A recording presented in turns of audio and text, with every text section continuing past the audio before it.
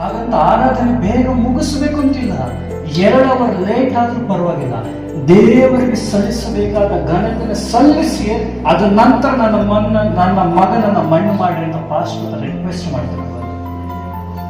Real ಆಗಿ ನಡೆದಂತ incident, ಕಳೆದ ವರ್ಷ ಚೆನ್ನೈಲಿ ನಡೆದಂತ ಇನ್ಸಿಡೆಂಟ್. ಯಾರಿಗಂತ ಕೇಳಬೇಕಂದ್ರೆ ನೀವು ಬೇಕಾದ್ರೆ ಯೂಟ್ಯೂಬ್ ಅಥವಾ ಫೇಸ್ಬುಕ್ ಅಲ್ಲಿ ನೋಡಿ ಸಿಗುತ್ತೆ. ಅನೇಕ ಸೇವಕರು ಅದರ ಸಾಕ್ಷಿನ ಹೇಳಿದ್ದಾರೆ. ರಿಯಲ್ ಆಗಿ ನಡೆದಂತ ವಿಷಯ. ಅಮ್ಮ ಬಂದಿರ್ತದೆ, ಪಾಸ್ಟರ್ ನನ್ನ ಮಗ ಸತ್ತೋದಂತ ನೀವು ಆರಾಧನೆ ಬೇಗ ಮುಗಿಸ್ಬೇಕು ಅಂತ ಇಲ್ಲ. ಆರಾಧನೆ ಯಾವ ಕಾಲ, ಯಾವ ಟೈಮಿಗೆ ಸ್ಟಾರ್ಟ್ ಆಗಿ ಯಾವ ಟೈಮಿಗೆ ಮುಗಿಬೇಕು ಅದೇ ಟೈಮಿಗೆ ಮುಗಿಲಿ. ಯಾಕಂದ್ರೆ ನನ್ನ ಮಗನಿಗಿಂತ ನನ್ನ ದೇವರು ನನಗೆ ಇಂಪಾರ್ಟೆಂಟ್.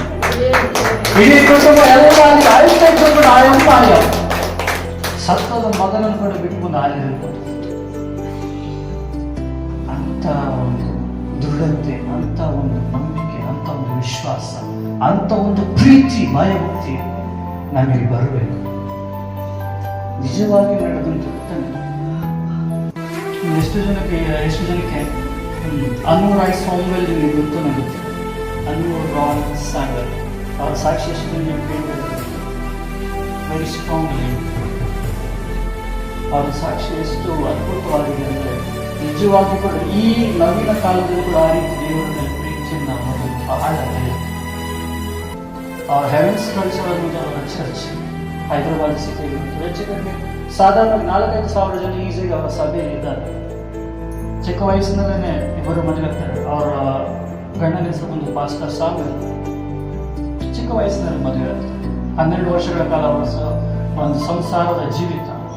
ದೇವರು ಅವರಿಗೆ ಒಂದು ದರ್ಶನ ಕೊಡ್ತಾರೆ. ಇದೊಂದು 3 ದಿನಗಳ ಕಾಲ ವರ್ಷದ ಕಾನ್ಫರೆನ್ಸ್ ನಡೆಸಿದ್ರು ಸಭೆಯಲ್ಲಿ.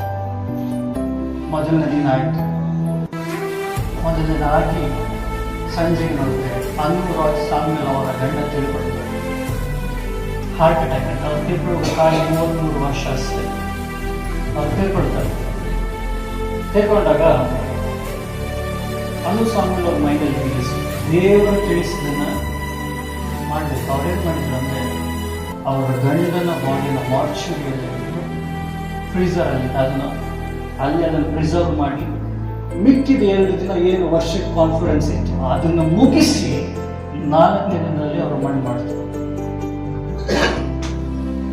ಒಂದು ಕಡೆ ಗಂಡ ಕಳೆದುಕೊಂಡಂತ ದುಃಖ ಅದನ್ನೆಲ್ಲ ಮರೆತು ತನ್ನ ದೇವರಿಗೆ ಪ್ರಧಾನ ಆದ್ಯತೆಯನ್ನು ಕೊಟ್ಟು ಯಾವಾಗಲೂ ಮಾಡೋದಕ್ಕಿಂತ ಇನ್ನೂ ಹೆಚ್ಚಾಗಿ ಅವರ ಆರಾಧನೆ